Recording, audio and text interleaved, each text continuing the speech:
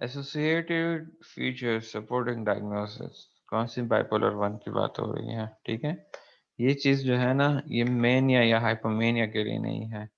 Associated features supporting diagnosis या supporting, यहाँ पे मैं लिख लेता हूँ बाइपोलर 1 डिसऑर्डर, ताकि आप लोगों को कंफ्यूजन ना हो। ठीक हो गया, मैं इसे सेव कर लेता हूँ। During a manic episode, individuals often do not perceive that they are ill or in need of treatment and vehemently resist efforts to be treated. अच्छा, इसे हम इसके लिए हम कौन सी टर्मिनोलॉजी यूज करेंगे?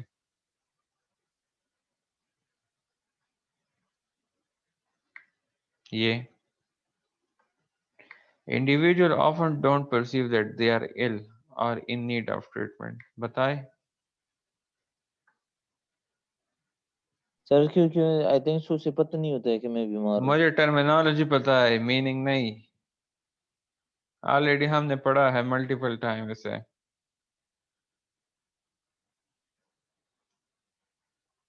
हाँ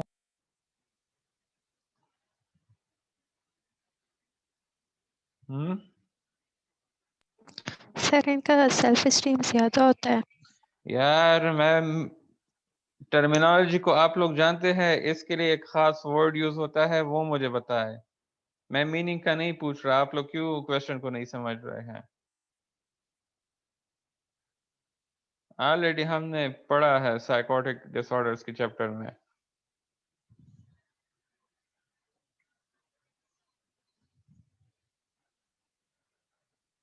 अभी फिलहाल तो याद नहीं आ रहा। आप लोग पढ़ा कर रहे, वरना मैं जो है ना मार्क्स बहुत कम दे दूंगा आप लोगों को पेपर्स में, अगर ये हाल रहा आप लोगों का। नहीं सर क्यों पढ़ते हैं क्यों नहीं। नहीं पढ़ता आप लोग, सही लाइक ऑनलाइन क्लासेस का मैं इतनी ख्वारी कर रहा हूँ, तो आप लोग भी एक्टिव रहा करें ना। आप लोग, माशाल्लाह मुझे जी मैं मुझे एक ये मुझे यकीन है कि आप लोगों ने जो है ना पिछले लेक्चर्स में एक लेक्चर भी नहीं पढ़ा होगा। अगर पढ़ा है तो सर कहें सर। वी कॉल इट एसोगोनेसिया। ठीक है, एसोगोनेसिया में जो है ना पूरी इंसाइट होती है, जिसमें इंसान इंडिविजुअल को जो है ना अंदाजा नहीं हो रहा होता that he is ill or in need of any treatment. Individual क्या करता है ड्यूरिंग बाइपोलर 1 डिसऑर्डर और mania? Change their dress, makeup काफ़ी हाई लेवल का होता है, और personal appearance to a more sexually suggestive और फ्लेवरेंट स्टाइल। ठीक है, ड्रेसेस और मेकअप और उनकी जो पर्सनल अपीयरेंस होती है वो इस तरह बनाते हैं कि they looks more sexually suggestive to other people. Some perceive a sharper sense of smell, hearing और विजन। कुछ बाइपोलर डिसऑर्डर के लोग इस तरह होते हैं जो कि जिनकी जो sense of smell and hearing और विजन है वो काफ़ी शार्पर हो जाती है ड्यूरिंग द डिजीज। गैम्बलिंग जो जुआ है और एंटी सोशल बिहेवियर है, वो बेसिकली अक्सर मैनिक एपिसोड में स्टार्ट हो जाती है या डिस्प्ले होती है। सम इंडिविजुअल में बिकम हॉस्टाइल, गुस्सा, हॉस्टाइल मीन गुस्सा होना, एंड उसके वजह से जो है ना वो क्या करता है फिजिकली ट्रेट करता है और लोगों को। एंड व्हेन डिल्यूजनल, और अगर बाइपोलर डिसऑर्डर के साथ परसिक्यूटरी डिल्यूजन स्टार्ट होते हैं, अब अगर मैं पूछूं कि परसिक्यूटरी डिल्यूजन क्या है, वो भी नहीं आता होगा, तो इस बेटर ये है कि मैं आगे जाऊं। व्हेन डिल्यूजन विद परसिक्यूटरी डिल्यूजन, तो क्या होगा, वो और भी फिजिकली एग्जॉल्टिव हो जाएगा। एग्जॉल्टिव मीन उस बंदे को मारने की जो है ना वो नियत रखना स्टार्ट कर लेता है। Catastrophic consequences of a manic episode, for example involuntary in hospitalization। ठीक है, difficulties with the law, like rules वगैरह को तोड़ना, दूसरों को मारना, हॉस्पिटल से भागना, फाइनेंशियल डिफिकल्टीज जो हो गई है। ठीक है, तो ये often result from poor judgement, loss of insight and hyperactivity. ठीक है, तो जो poor judgement, loss of insight होती है, एनासोगोनेसिया एंड हाइपर एक्टिविटी, तो उसकी वजह से जो है ना ये सारी प्रॉब्लम्स बेसिकली बाइपोलर 1 पेशेंट्स में आ रहे होते हैं। मूड बहुत ज़्यादा तेज़ी से शिफ्ट कर रहा होता है, मतलब एंगर और डिप्रेशन, डिप्रेसिव सिम्पटम्स से मैनिक एपिसोड की तरफ, मैनिक से डिप्रेसिव सिम्पटम्स की तरफ, कुछ टाइम पे ठीक होते हैं, कुछ टाइम पे गुस्सा, कुछ टाइम पे मूड इलेट होता है, कुछ टाइम पे मूड डिप्रेस होता है। तो बहुत ज़्यादा मूड शिफ्टिंग जो है बहुत रैपिडली हो रही होती है। प्रेवलेंस, अगर 12 मंथ प्रेवलेंस को देखें तो यूनाइटेड स्टेट में तकरीबन 0.56% पेशेंट जो है वो बाइपोलर 1 डिसऑर्डर से वो कर रहे हैं, सफ़र कर रहे हैं। 12-month prevalence of bipolar 1 across 11 countries range from 0.0% to 0.6%. The lifetime male to female prevalence ratio is 1.1 ratio 1, मतलब 0.1% जो है वो मेल्स में ज़्यादा है as compared to female। अच्छा, इसके बाद रिस्क एंड प्रोग्नोस्टिक फैक्टर्स हैं। एक बार ये क्यों स्टक हो गया है।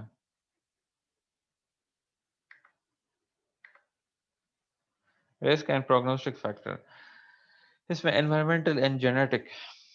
Bipolar disorder is more common in high income than in low income countries. ठीक है, हाई इनकम कंट्रीज जो डेवलप कंट्रीज है वहाँ पे बाइपोलर डिसऑर्डर काफ़ी ज़्यादा है as compare to low income countries like 1.4% versus 0.7%। ठीक है, जो सेपरेशन होती है डाइवर्स और विडो जिनके हस्बैंड वगैरह या जिनके जो है वाइफ्स मरे हुए होते हैं, उन इंडिविजुअल में बाइपोलर 1 डिसऑर्डर के रेट्स ज़्यादा होते हैं than to individuals who are married और have never been married, as compare to उन इंडिविजुअल्स का जो कि मैरिड होते हैं या फिर सिंगल होते हैं। ठीक है, सर बट ये आपने क्या, सर आपने कहा कि डेवलपमेंट कंट्री में ये ज्यादा होते हैं हाँ एज कम्पेयर टू अनडेवलपमेंट।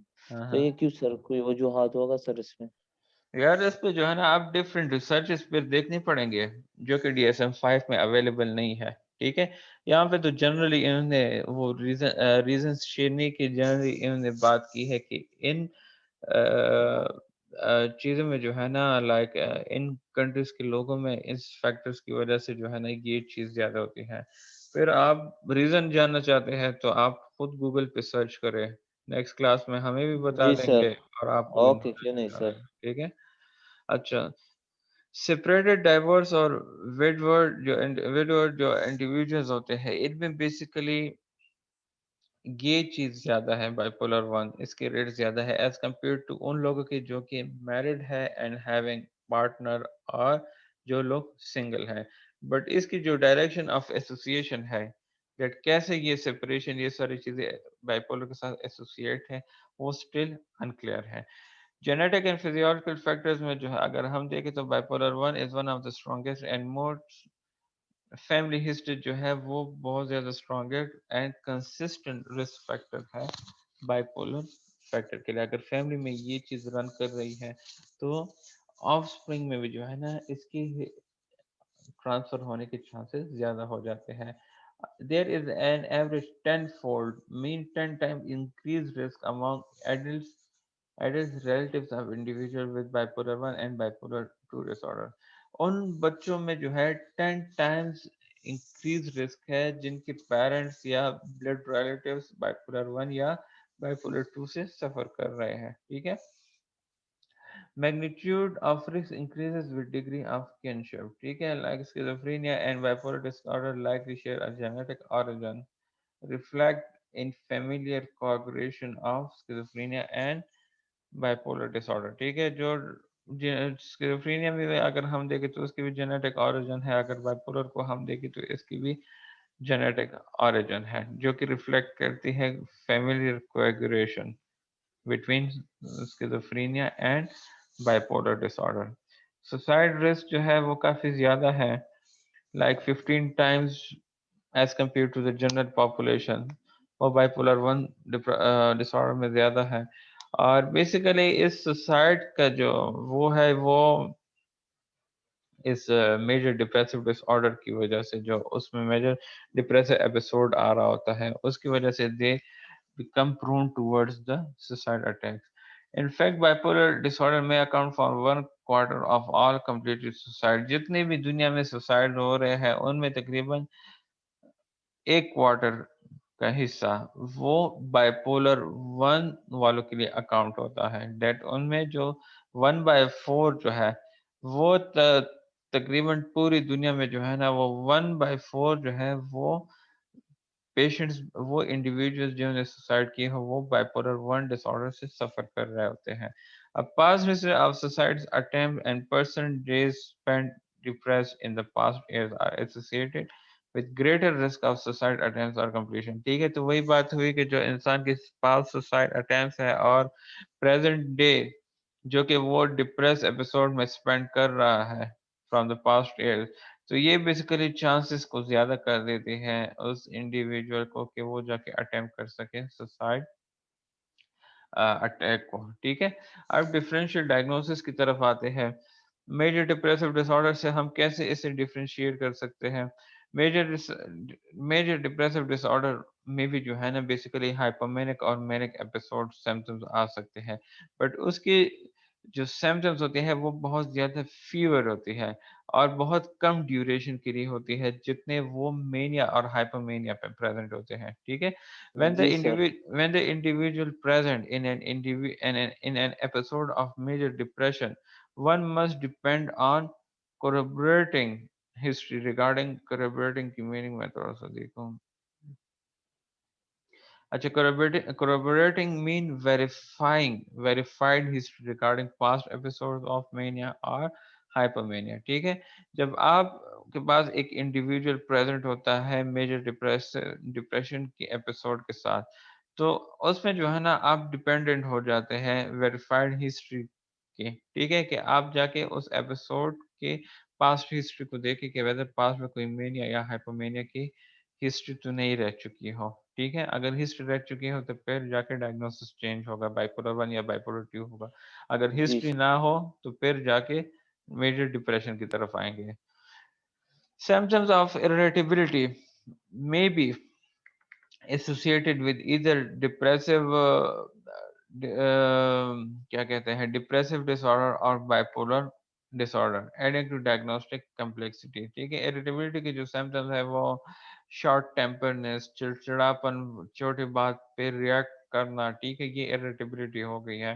तो ये भी डिप्रेशन के साथ भी एसोसिएट करता है एंड बाइपोलर के साथ भी डिप्रेस एसोसिएट करता है। इसकी वजह से जो है ना some time it's really hard to go towards the final diagnosis. ठीक है, अच्छा अब हम बाइपोलर 1 को दूसरे बाइपोलर डिसऑर्डर से कैसे डिफरेंशिएट करते हैं जिसमें bipolar 2 cyclothymic disorder and substance induced वाले आ जाते हैं।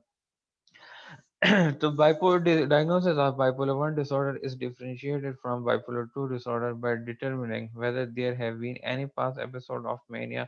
हम बेसिकली इसी की बेस पे जो है ना अगर मेनिया की एपिसोड हो तो जाहिर बात है बाइपोलर 2 में होता नहीं है, अगर हाइपोमेनिया हो तो वो बाइपोलर 2 है। तो 2 में। इन दोनों चीज़ों के बेस पे हम जाके बाइपोलर 1 एंड बाइपोलर 2 डिफरेंशिएट करते हैं। अगर हम other specified and unspecified bipolar and related disorder से बाइपोलर 1 को डिफरेंशिएट करना चाहे तो हम क्या करेंगे? should be differentiated from bipolar 1 and bipolar 2 disorder by considering whether either the episode involving manic or hypomanic symptoms or the episode of depressive symptoms जो कि failed to meet the full criteria for those conditions। अगर symptoms जो है manic, hypomanic और depressive episodes के वो full criteria नहीं meet कर रहे हैं तो that's mean they are going towards the specified and other specified bipolar and related disorder। But if they are meeting the full criteria for manic episode and depressive episode or hypomanic symptoms and depressive symptoms तो फिर हम bipolar 1 and bipolar 2 की तरफ जाएंगे। ठीक है, समझ आई है? जी सर। सबको सबको आ रही है या नहीं? बस सुन रहे हैं। जी सर।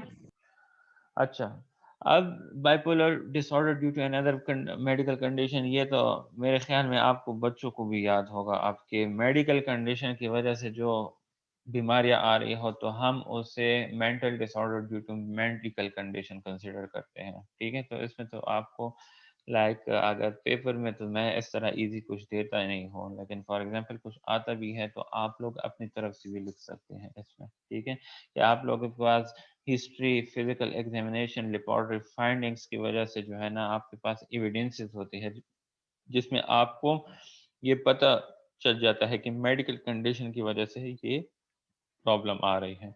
अच्छा, generalised anxiety disorder, panic disorder and post traumatic stress disorder, इसमें हम कैसे डिफरेंशिएट करते हैं? Then this disorder needs to be considered in differential diagnosis as either the primary disorder or in some cases a comorbid disorder। ठीक है। अच्छा, हम इन disorders को जो है ना differential diagnosis में इस तरह रखते हैं, या तो हम उसे primary disorder consider करते हैं कि generalized disorder, उसके बाद bipolar disorder, या दोनों को comorbid disorder like consider करते हैं, like at the same time two disorder, bipolar 1 भी और generalized disorder भी, bipolar 1 भी, manic disorder भी, bipolar 1 भी, PTSD भी। ठीक है।